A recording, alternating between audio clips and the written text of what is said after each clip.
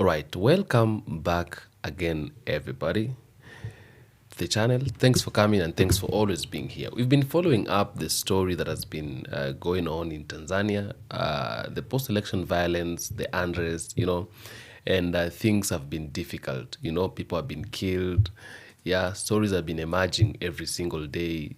People being buried in mass graves, and the government abducting people, charging people with treasons, even with the mistakes that does not need to be charged with treason. And we just came to realize that the problem that is really affecting Tanzania is the constitution they are having today. That is one of the biggest enemy Tanzanians have. So Tanzanians can't speak because they don't have voices. The president has power. In Tanzania, when a president is elected, it doesn't matter whether elections were rigged or not. As long as the president has been declared the president-elect, nobody can interfere with the results, not even the court. And as I said yesterday on a video that I just did, in Tanzania, the constitution is like written in pencils and the president has a rubber. So anytime the president can rub an article and replace with another one, and it becomes a law. It doesn't have to go through the parliament. It doesn't have to go through like a debate where the bill is debated and the majority of the parliamentaries, if they say yes to the bill, it becomes a law. No, the president can decide to make anything a law, and she can also decide to rub a certain law in the constitution, and that is how it's gonna be. Now, we've heard and we've been talking about the ICC intervention in all the things that have been happening in Tanzania. And the ICC, there was a form that was going around that people were signing in so that the ICC can be able to go to Tanzania and they do what we call the investigations. And then if they can be able to find President Samia Suluhu Hassan guilty, she will be taken to court. But now the reports that we just came across is that the president of Tanzania right now, she refused to give the ICC intelligence access to Tanzania. Like she said, no, you can't come in, you can't do what you want to do. And so it's been difficult. And my question has always been, what's the work of these international organizations? Don't they have power in that a president of a country in Africa can say no to them, and they say it's been difficult for us to enter Tanzania because we were not given access to Tanzania. Yeah, or it's just a game where because the powers that are behind Samia Suluhu Hassan, we talked about it. It's Jakaya Kikwete, and she's been working with international organizations for a very long time. That is why Tanzanians have also been suffering for a very long time. Their resources being taken out, and them living in some certain conditions. They can't speak, But we've been asking ourselves: is it true, or that Tanzanians couldn't give the ICC access to their country, or it's just a game? Yeah, where they want us to know they were not given access, but it's because what we were getting, or is that even the ICC itself, the International Criminal Court is also sabotaged, and it's working with the West, and maybe it's true. I'm beginning to think maybe this can be true, yeah, because something that is being said is there, and Western countries have really sabotaged a lot of things. They've really, there is even the African organizations, like the African Union, like ECOWAS. These are organizations and bodies that have been are being manipulated by the West. In that, you are coming across something like what is happening in Tanzania. The African Union, being a body that should be representing African countries in terms and when it comes to matters concerning this post-election violence and trying to find solutions for problems like this. But the African Union cannot even rise up and say something about it. The African Union does not have power. Yes, we know they have power. That is what we know, as per what we know about the African Union. And we know that the African Union, they can do anything to make sure they're solving all the problems that are happening in Africa, because that is the mandate they've been given as an African Union. commission, But look at what is happening in Africa. In Tanzania, we've had the post-election violence. People have been killed and all that, but African Union can't even intervene. They can't find solution for that. Instead, they're being the first people to come to Tanzania or to write on the social media, we are congratulating President Samia Suluhu Hassan for the victory. For the victory. Sometimes we feel ashamed even to address some other things. The victory, very well, the woman did not even won the elections. Yeah. And it was so shameful of Mahmoud, because Mahmoud, the chairman of the African Union, was the first person to actually write, and congratulate Samia Suluhu Hassan. After a few days, the commission, we have the African Union chairman and we have the African Union Commission. The commission comes again and disqualifies that, says that elections in Tanzania were not free, they were not fair, neither were they transparent, And we're just looking at you and feeling like you're congratulating your fellow woman because maybe you're both from the same religion or something. You're making us to begin to think some other things that doesn't make any sense. Of course, we're not supposed to be defining people according to their religion or whatever the things, Yeah, but now you're giving us many other thoughts. We're beginning to think about some other things that we're not supposed to be thinking about, And now we realize that African Union is a failed organization. It's an organization that is very much failed. Look at what is happening in Sudan. For years, we've been having wars in Sudan. People are being killed. Christians are being massacred, We have been seeing the mass graves everywhere. People are being killed and buried.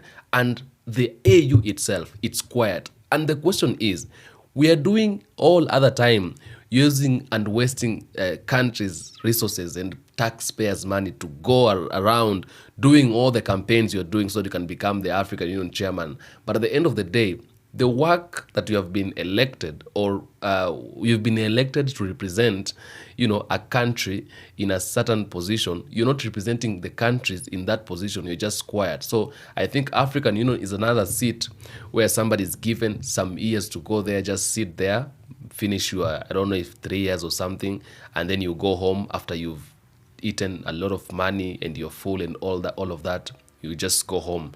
Just like what is happening with the African states, Because if we can't find solution for Congo, if we cannot find solution for Sudan, if we can't find solution for Nigeria, Christians are being killed in Nigeria by the Boko Haram and all those terrorist groups that are there. If we are waiting until a country like the United States, the president comes and says that I'm giving a warning to Ahmed Bola Tinubu, if you're not going to take care of the situation that is in Nigeria, we're going to intervene. Like you see, we are waiting until the foreign countries want to come and intervene. And the foreign countries have always not had goodwill for the people of Africa. I won't tell you that Trump is going to come someday to help Africa because, or rather because maybe he just has a good heart. I've been telling you this, I'm going to tell you time and again, Africa was designed to be poor. Africa was designed to suffer. And the system that was put in place is to make sure a black person does not get to a certain point. Why? We must be made beggars. Because the only way to be manipulated is when you are a beggar, is when you don't have something that is for yourself, something you can claim ownership of it. So you must be a beggar. You must be a poor person. Are you getting me? So by you being a poor person, it means whenever they display themselves as helpers, you'll have no otherwise than just to go for them for help. Not because you need that help, but because you've been made to believe you can't do it by yourself. They're like messing up with your level of maybe thinking. And, you feel like, I can't do it. They've messed up with your mind. And for years, this is something that was planned and was like, it was put in position for a long time ago. During the time of colonization, when colonization was happening in Africa, a white man wasn't willing to go or to leave Africa alone. A white man was willing to stay in Africa. But again, black people felt like, we can't take this anymore. We can't do this anymore. And our black man decided to fight back. So a black man was fighting back and they fought back. And the white people, the supremacists, they felt like, oh, these people are really fighting hard. And because we cannot limit them anymore. We can't put them under, yeah, anymore. What we need to do is just to live. But we're not going to live, because if we live, we will suffer. Why? There is nothing we have that is our own. Everything we have, everything we are getting today comes from this continent of Africa. So even if we live, we have to find ways in which we will remain in those countries, not directly, but indirectly. That is why we are having something that is called the neocolonization. So the neocolonization is happening in Africa today, where many people in Africa, they think that Africans or African's country got independence. You're going to school or to children that are existing in Kenya and ask them, when did Kenya got independence? And proudly and gladly and boldly, a child will tell you Kenya got independence in the years of 1963. And that is what we are calling trying to play with our minds, because even the system of education we are using, it is not our own. We didn't used to have this kind of a system of education. We had the system of education where, like, our system of education was very much different compared to what we were left with. But when they came to Africa, they made us believe what we used to believe in was not the right thing. So what they are bringing in is the right thing. Do you think before the coming of the Europeans or before the coming of the missionaries in Africa, we didn't have religions? Do you think we didn't do, and we never had things to do with spiritualism and all that?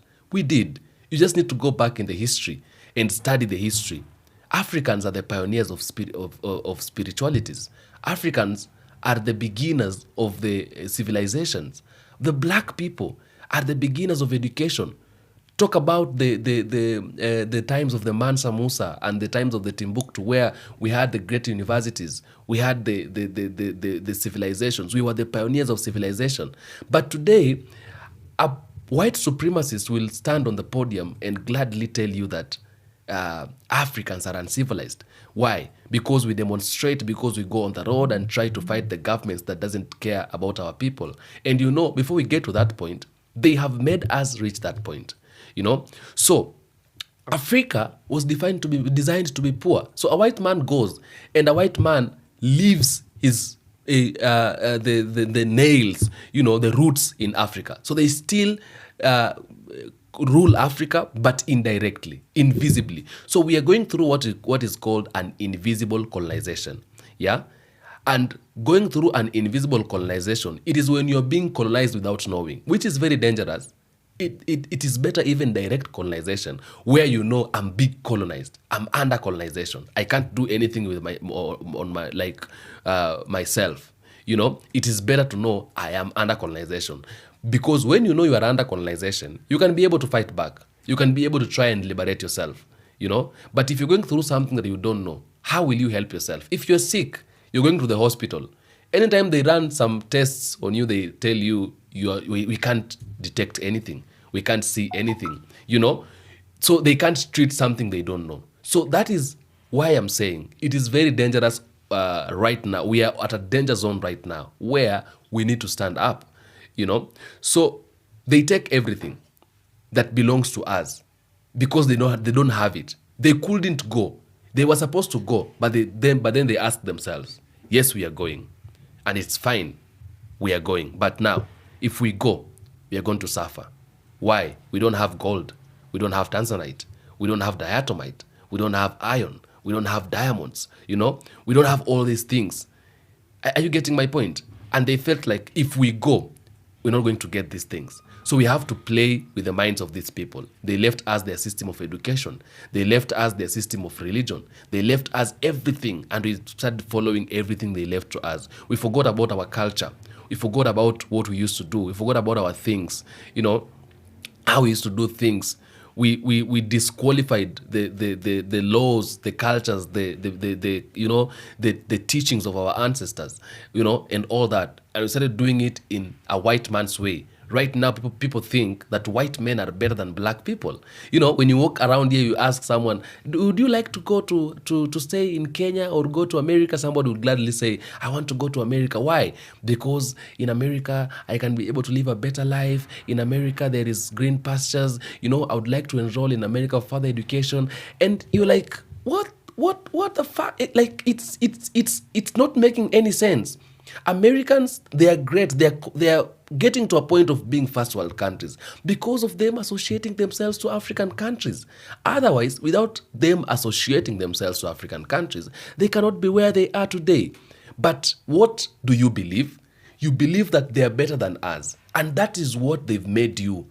You know, that is what they've made. That is why the Professor P.L. Lumumba always says, if we want a true revolution, we must start by decolonizing our minds. Because you have a mind that thinks a white man is better than you.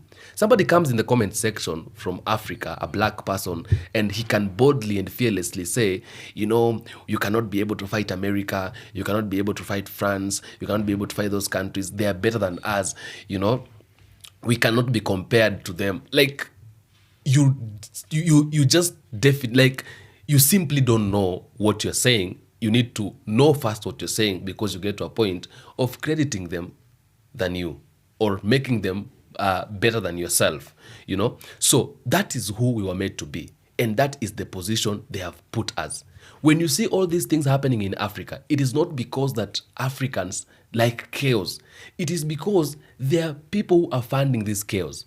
What is happening in Congo? It is not by like coincidence. You know, it is something that is happening, and something that there are people who are behind it. Why? This is what they do. They create a problem, they create a solution.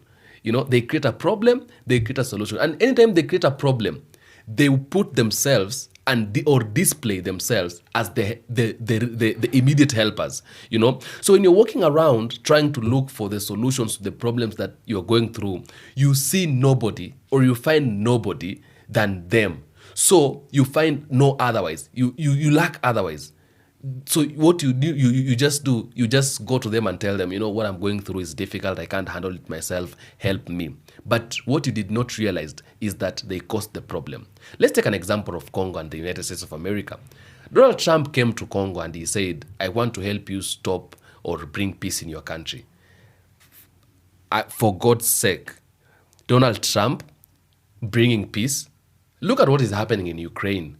And what is happening in what has been happening in countries like Iraq, you know, like Afghanistan, all these countries like Syria, countries like, look at what is happening right now in this country, in Pakistan.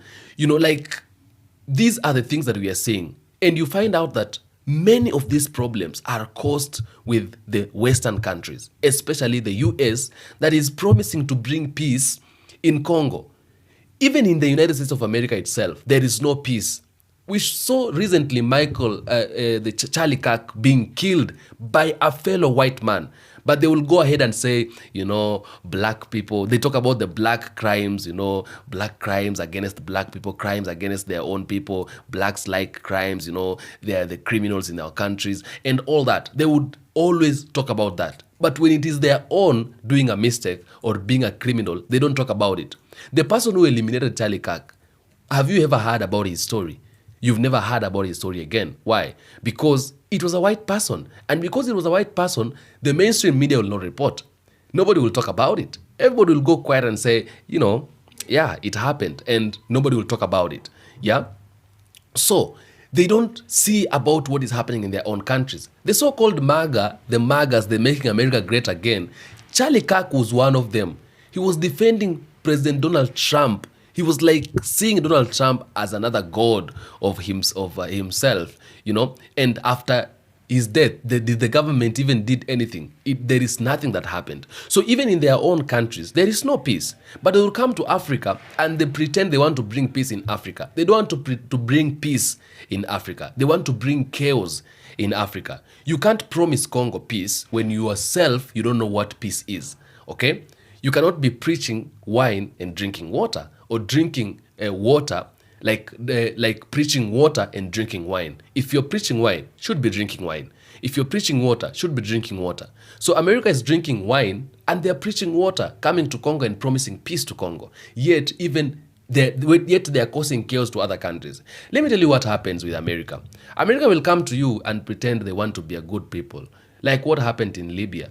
Muammar Gaddafi was taken out, not because Muammar Gaddafi was a terrorist, but Muammar Gaddafi was painted to be a terrorist.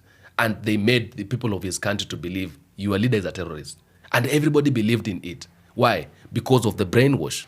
Yeah, you're brainwashed. You're made to believe what you believe in is not right. What they want you to believe in is what is right. And Americans, they are as bad as to the they are too bad to an extent. Even the white people themselves, they have been they are manipulated. White people in America, they're not living their own life. And that is why we have the bullshit narrative that says making America great again. You know, making America great again is a narrative that is used to manipulate people, to manipulate the white people. White people think they are better. White people think they are living well. White people think their lives are better compared to the lives of the black people in Africa. But let me take, for example, if I ask you a question, between a white person and a black person in Africa, a white person in America and a black person in Africa, who is free than the other one? Many people will say that white people are free, that blacks are not free in Africa. But if we now look at the citizens, the common mwananchi now, yeah, you're going to realize the white people in America, they are not even free because they are living a lie. The lives they are living is not what is the real life. They are living a lie. They are made to believe we are doing things that are going to lead to making America great. Yet they are suffering. And that is why you come across these white people, yeah? That's why you come across these white Americans who are suffering. And when they are suffering, you know, they begin crying and all that. And when they cry, they're beginning to wonder. So why are we really going through these kind of things? Why are we really suffering? Yet we are supposed to be the greatest people. Why are blacks not suffering? You know, it is because they are living a lie. So America itself is not true to its own people. America itself is not is not being real to its own people. How can it be real to the black people? So they made Q to believe what they want to believe. So the white Americans are operating, they are living under a system that makes them believe you are okay, yet they're not okay. So even if a problem comes by, even if there is some kind of a suffering to the white America, you know, they just take it okay because they're made to believe, the government is working or it is happening this way because of this, because of this. That's what they're made to believe. And that is what America's character is. That is what they've made even people in Africa believe. That is what they made the Libyans believe, that their president Muammar Gaddafi was a bad person and he was eliminated. So America does not know peace. And therefore, if America does not know peace, America cannot promise peace to Congo. America cannot promise peace to any African country. America cannot promise peace to Nigeria, you know, because they don't know peace. But Trump was very clear, and at least he unfolded some things by saying, you know, I want you to allow me, take 50% of your minerals, and then I can be able to bring peace in your country. And Felix Tshisekedi, the president of Congo, very gladly saying, you know, Mr. President, you know, yeah, it's okay. You see, that is how foolish we are. We can be able to give out what belongs to our people simply because we want to get the purported peace. You know, the purported peace. It is not really peace. It is just something that has been said by the words of mouth, but there is not going to be actions. Why? Give Congo another 10 years. If nothing changes, like if they're not going to take actions by themselves, this war that you are seeing in Congo will continue and continue and continue. You'll never see peace in Congo. And that is why Captain Ibrahim Traore, rising to power, says, you know what, Mr. Macron, you have to leave Africa. You have to leave my country because you've been here for a very long time. You came here in the year 2013. The reason as to why you came to Africa, it is because you wanted to bring peace in my country. Yeah, we've seen regimes coming and going. You are still here. Peace is not yet here. So which peace are you bringing? And for how long are you going to take to bring peace to my country? Now, what I'm going to do, I feel like I should do this work myself. So what I can say right now, it is just to allow you to go. Let me do it by myself. And when they are being asked to leave, they get angry. So why are you getting angry? You see, if you're looking forward to help someone, or if I come to you and say, I want to help you, and then I give you permission, I say, okay, you can help me. I've accepted your help myself. If one day I wake up one morning and say, I don't want your help, you don't need to get angry, because why are you getting angry? You are helping me. Are you forcing to help me? Like why should you get angry when I say I no longer need your help? Because France got angry. They started fighting back. They started trying to eliminate Captain Ibrahim Traore. Why do you eliminate someone? Do you try to eliminate someone or to assassinate someone who just said, I don't want your help? You should be happy because you're no longer having the burden of helping someone, and getting nothing in return. That simply means this country was not after helping Burkina Faso. It was after the things that are in Burkina Faso. They were getting a lot of benefits. And that is why they took a very long time to finish their simple task. Captain Traore took power, and within a year, terrorism was almost it was almost disappearing in Burkina Faso. We no longer heard about terrorism and all that. And that one simply tells you and shows you that the Western countries, the entire global West, is not after helping the black people. It is not after helping Africa. And they're not after bringing peace. And therefore, by doing that, they've manipulated all the bodies that are supposed to be standing in for the black people, the African Union, the ECOWAS, you see, and many other, the East African Commission. Like everybody that are in Africa, they have been manipulated. It becomes difficult for them to say the right thing.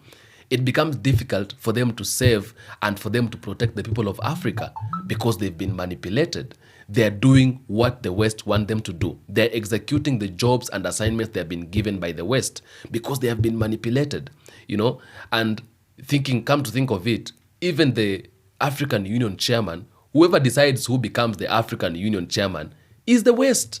They sit down, they decide, just like they select our presidents. We have been lied about democracy. We think we are voting our leaders into the parliament. We are not the one voting for our leaders. Our leaders are selected from outside. We're just given a leader. And then we go to the ballot. We are told, go and perform a democratic right.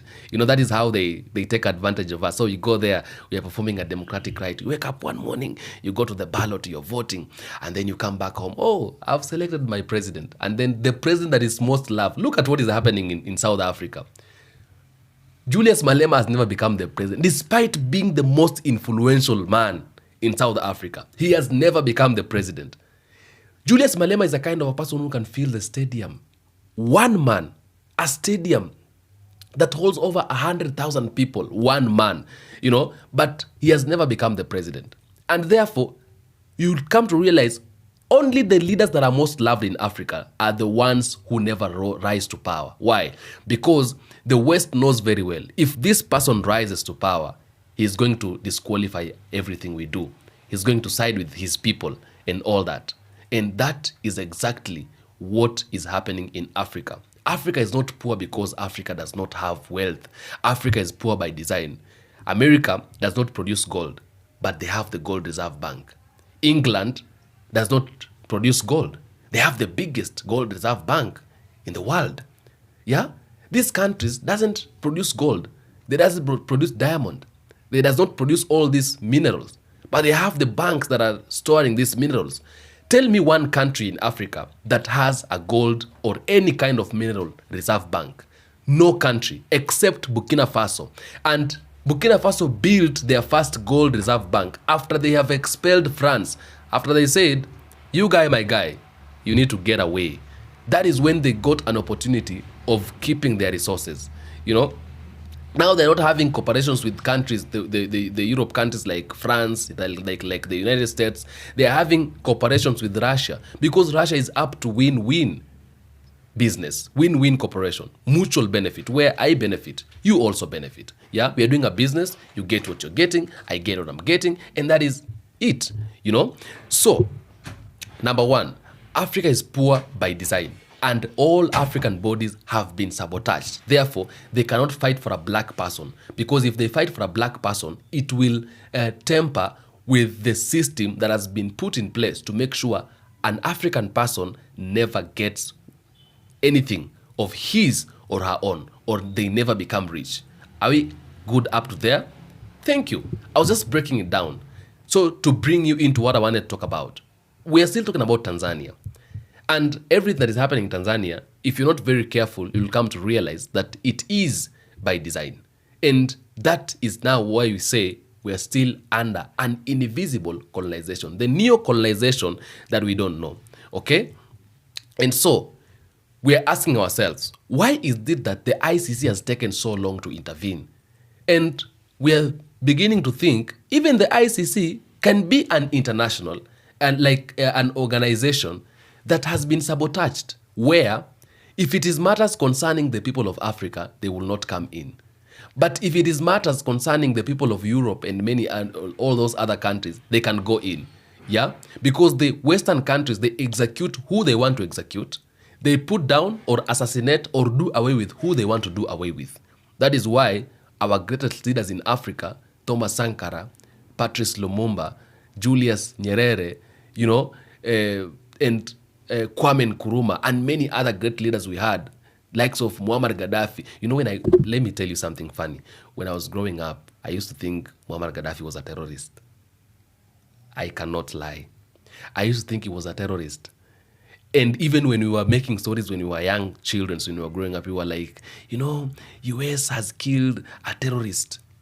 And even just old people used to say that. Why?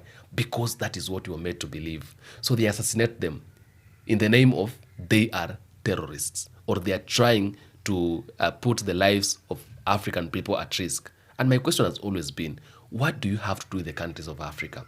If there is people in Africa and they're not at peace, how is that your problem? Yeah? Anyways. So, ICC taking a very long time to intervene because evidences are out here. Evidences are out here, and ICC should have come already, and they need to have done what they need to do so that the blood of the innocent people who have been killed in Tanzania will not just go that way, and the people who were involved won't go scot-free. Now, I want to talk about this CNN journalist Larry Madowo from Kenya. And Larry Madowo was going around and he wanted to try and find sources, was finding sources that can equip him with all the evidences and the things that can be able to actually, enable him to make a report about things and every bad things that happened in Tanzania. And people have been raising questions. Can these really, or should these put Samia Suluhu Hassan at risk? Or should Samia Suluhu Hassan worry about this? And what can this bring, or can this be able to open the eyes of the ICC and ICC intervene? But now we are asking ourselves, even if this one comes out, we had demonstrations that happened in Kenya, April 2024. And the Kenyans were demonstrating against the budget, the finance bill that had just been proposed, and a lot of Kenyans died. And there was a report that came out. You go around, you're going to find that video. It's called the Bloody Government. It's Blood Parliament. Is it Blood Parliament or Blood Government? Something like that. And we expected maybe things, okay, though we didn't have, or we didn't, he had about something like the ICC coming in or all that, because it wasn't that bad compared to what we were seeing in Tanzania. And now we are asking ourselves questions, because President Samia Suluhu Hassan has done some things that are very much unprecedented. Nobody expected such kind of a thing from a woman. We looked at this woman when she was rising to power, and people were like, now Africa is now experiencing a new dawn, something like that. But we've seen what we've seen. It's very much shocking, We only have two presidents in Africa that are women today. We have a president of Namibia, Netumbo Nandi-Ndaitwah. We have Samia Suluhu Hassan, and they've been good friends. I don't know if the friendship will continue, because Netumbo has the interest of people. She really loves her people. Yesterday, 2 days ago, we just saw her being able to pay $750 million Eurobond a single day. African countries are still hanging around here and trying to go to the IMF and borrow money to the World Bank, thinking that the IMF giving them money, it's because of love, or the World Bank giving them money, it's because of love. They want them to grow. No, they don't want you to grow. They're making you poor. They will come for what you have one day. They will give you a lot of money that will be difficult for you to pay, and then they will come for your gold. So, Larry Madowo, being an international journalist, he has been trying to find the information and make a report, okay? And maybe, just maybe, it can trigger but I don't know if it will really trigger, because even if it triggers, maybe it can be turned down. Maybe it can be seen as propaganda or something like that. But because it's an international mainstream, I don't know what will happen. Because he wanted to know about the extrajudicial killings, the political persecutions. People have been persecuted for things they didn't do, or even if they did, couldn't amount to, to treason and all that. Yeah. There are very serious things that need to amount to treason. So I don't know. And we have the state sanctions violence. So Tanzania will face global security, especially from the United Nations Human Rights and Council, if this one goes through. Amnesty International and Human Rights Watch, Western governments and donors, they will be following very, very closely. And this kind of attention can change Tanzanians' international image, tourism, and foreign investment climate. So it can end up affecting the Tanzania, maybe within the boundaries and all that. But what people are anticipating is that the international organizations should come in and make sure that the president is held accountable. Now, I was thinking that we should one day come up with an organization that is independent, an African organization.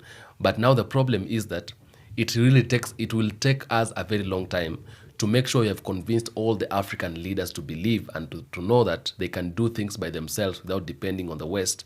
That is the only way.